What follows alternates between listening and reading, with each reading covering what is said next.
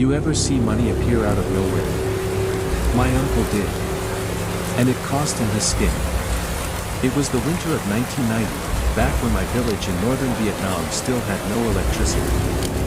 Nights were dark as ink, the kind of darkness that swallowed sound. We burned den-dao, little oil lamps that smelled like burnt fish, and prayed the wind wouldn't blow them out. I was 12, living with my grandfather, Old Man Ba Lang. People said he was a fake hound, an old spirit medium. Back then, that meant trouble. The government had banned all that superstition, but villagers still came to him when someone died, or when the rice turned black from mold. One evening, my uncle, Chin Mong, the toothless drunk, stumbled into our house. He reeked of rice wine and sweat, clutching something tight in his hand. "Look, kid," he said, slamming it on the mat. "Money's falling into my pockets." I leaned closer. They were Vietnamese dong bills, but old, yellow, soft, and damp. They smelled wrong. Like graves. Grandfather didn't say a word at first. He lit the lamp higher, letting the flame dance over the crumpled notes. Then his face went pale. "These," he whispered, "aren't for the living." He told me they were Tien Fu, paper money burned for the dead so they could spend it in the afterlife. In our culture, families burn fake paper bills during funerals, kind of like sending PayPal to the underworld. Uncle Chin laughed, waving them in the air. Dead or alive, they still buy me rice. He stuffed the bills back into his pocket. The lamp flickered like it wanted to hide. That night, Grandpa pulled out his bamboo fortune sticks. They clattered like dry bones. He muttered something under his breath, his lips trembling. Finally, he looked up at me. "Your uncle's spending your great-grandfather's soul," he said quietly. 3 days left before the debt collects. My great-grandfather, Siu Sut, had starved to death in 1988, during the Great Famine.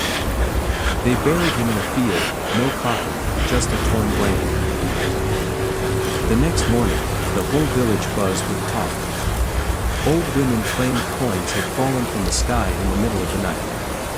A boy found a pile of $1 notes half buried near the bamboo grove. By evening, that boy's eyes had gone milky white. That day, Grandpa made an offering behind our house. He drew a circle in the dirt using a pig bone, yes, a real one, and placed inside it a bowl of gao ma, moldy rice. It smelled like rotten damp earth. "The hungry ones never left," he said. "Those who starve still wander here, sniffing for the scent of rice. When someone touches their money, they follow."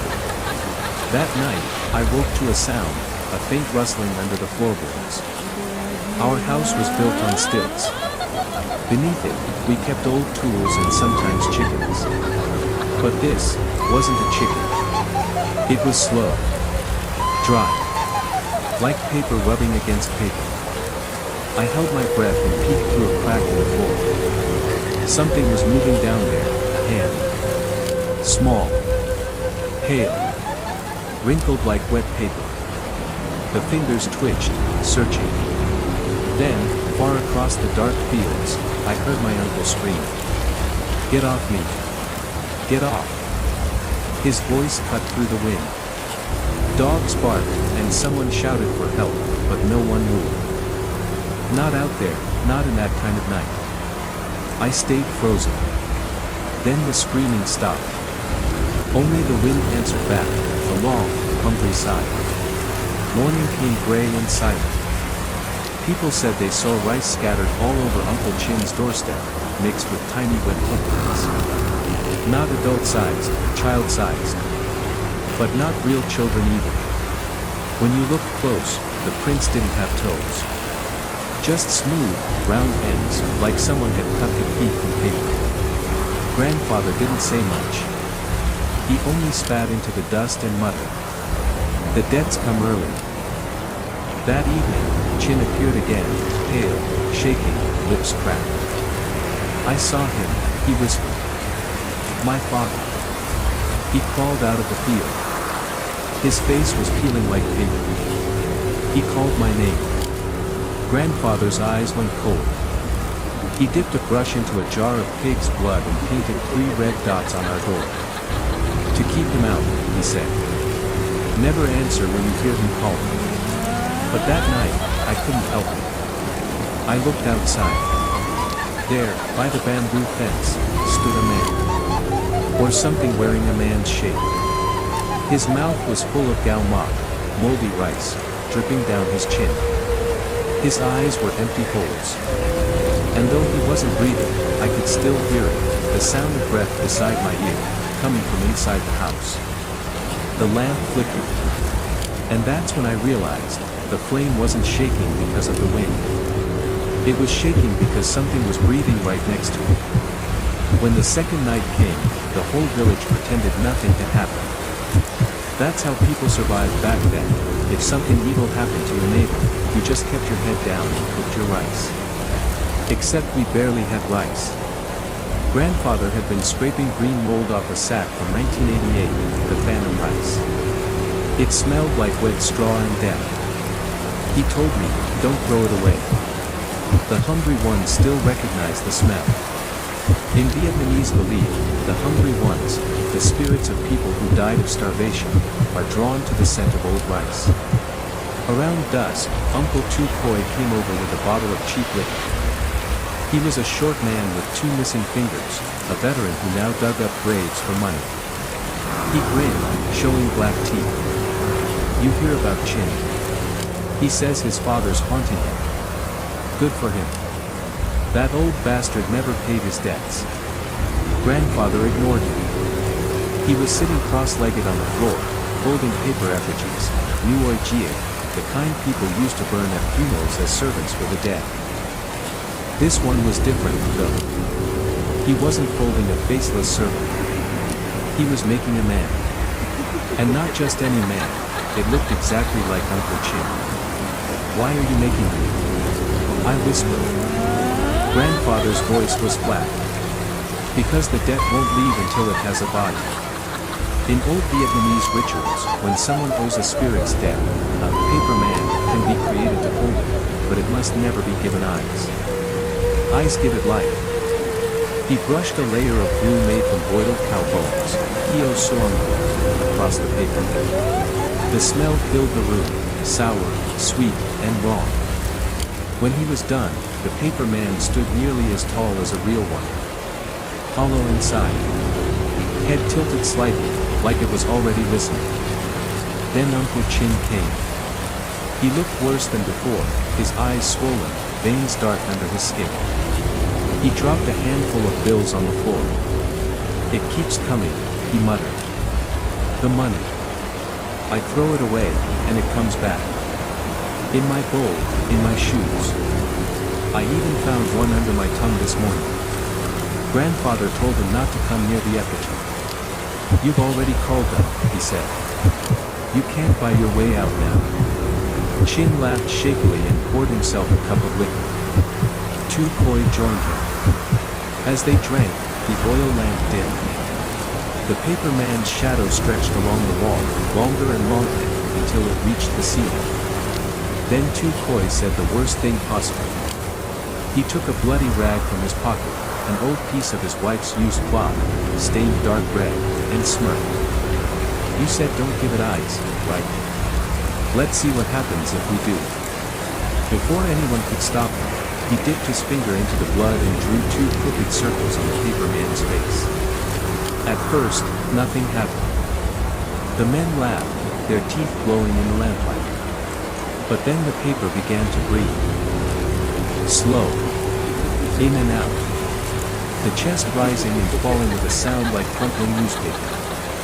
Tu Koi froze. You see that? The paper man's head turned. The eyes, those red smudges, seemed to glisten. Then came a sound. A suckling noise. Like a baby drinking porridge. Its mouth, just a drawn slit, started to open wider and wider, until it split through the neck. The air filled with the smell of rotten rice and iron. Uncle Chin stumbled backward, shouting, "Make it stop! Make it stop!" But it was already moving. It stepped off the mat, its paper feet leaving wet marks on the floor, not ink, but blood. Grandfather shouted, "Don't look into its eyes." I hid behind the altar. Through the gaps, I saw the thing lean toward Uncle Chin. It touched his neck. Just one soft tap. Then it bit. The sound wasn't a scream, it was a wet tearing, like someone ripping a soap towel. The paper man's mouth tore down to its chest, sucking. Chin fell to the floor, twitching, blood flooding his shirt. The paper man kept drinking, every gulp sounded like a starving man eating soup. When it was done, it stood still. Then, slowly, it reached down, and peeled the skin from Uncle Chin's shoulder, lifting it like peeling wallpaper. It wore it. Piece by piece, it draped his skin over its paper body, until it no longer looked like paper at all, just a man with empty eyes and no bones. Grandfather whispered a prayer I'd never heard before. He threw rice ash into the air, the gray dust of burned offerings. The thing stopped moving, its head twitching toward me. It made a noise, not a growl, not a word, just the sound of a baby crying inside a sack. Then the flame in the lamp went out. And in the dark, something brushed my ankle. It felt like paper. But warm. I didn't sleep that night. No one did. When morning came, we found Uncle Chin's skin hanging on the fence, just the skin. His body was gone. The villagers said it looked like a shirt left out to dry. But it wasn't the worst part. The worst part was that someone had stitched the mouth shut with rice stalks. Grandfather didn't say a word. He burned everything in the house, the lamp, the mat, and even the leftover rice. Then he told me, "We can't run. The debt's not done." By the next evening, the paper man was gone too. Vanished. But people began to disappear. First, a woman who used to sell funeral incense, her skin was found nailed to a tree. Then officially, only his face was left, pressed flat like paper and fluttering in the wind. They said the creature walked like a man but left no footprints, just faint rust marks from where the blood had dripped. Some people whispered that it was trying to rebuild itself, sewing patches of skin to become real. They called it Ma Jie, the paper ghost. On the fourth night, Grandfather took me into the yard. The sky was dark, no moon, just the smell of smoke from cooking fires. He had a piece of wood, dark, heavy, carved from a coffin plank. He said, "This belonged to your great-grandfather. The one who died hungry. I'll make something to fight for us." He worked until dawn, carving in silence. Every cut made the wood bleed a thin red sap. By morning, it was a bird.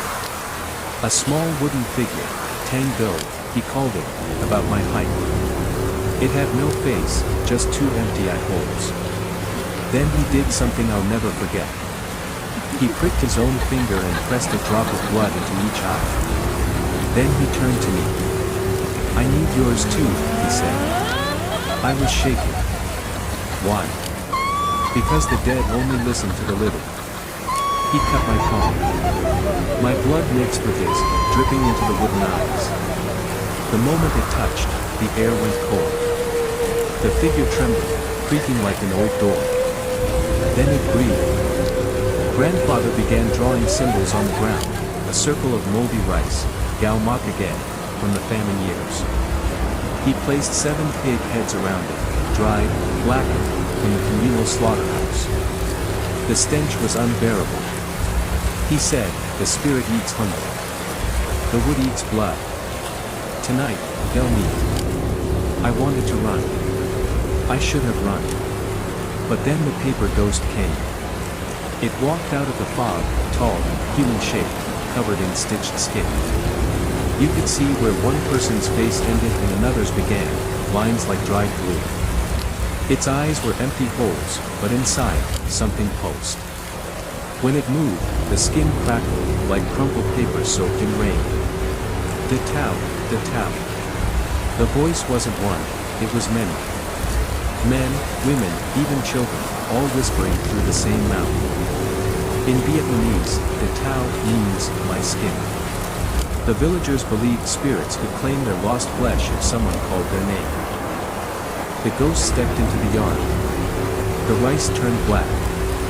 The pig head started to hum, low and wet, like flies buzzing inside me.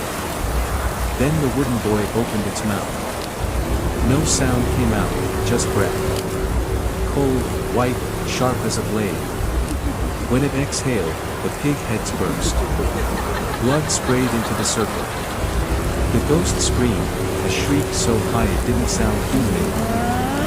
It lunged forward, skin flapping like flags. The wooden boy caught it. The two figures twisted together, silent, moving too fast to see. I only heard the breaking, not wood, not bone, something between both. Then, a crack.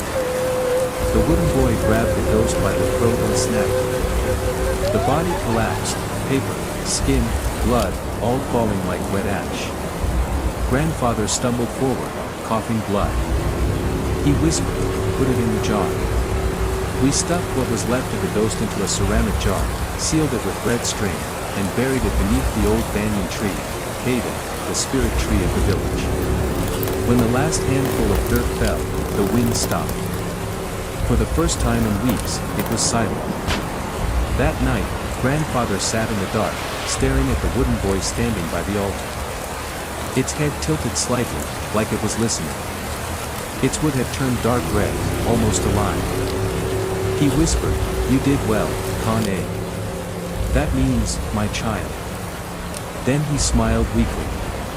"But you'll need new skin soon." I didn't understand until later. The next morning, Grandfather was gone. All that was left was his robe, and a thin sheet of skin hanging from the altar. The wooden boy was standing beside him, and for the first time, it had a face. My grandfather's face. It turned toward me. And as I stared, I saw tiny black hairs sprouting from its wooden scalp, real, human hair. That was when I realized. The wood wasn't drinking blood anymore. It was growing. I left the village that night. But sometimes, when the air smells like moldy rice and pig's blood, I still hear it, the sound of wood creaking softly behind me. Like something walking. Something patient. Something still waiting for its next skin.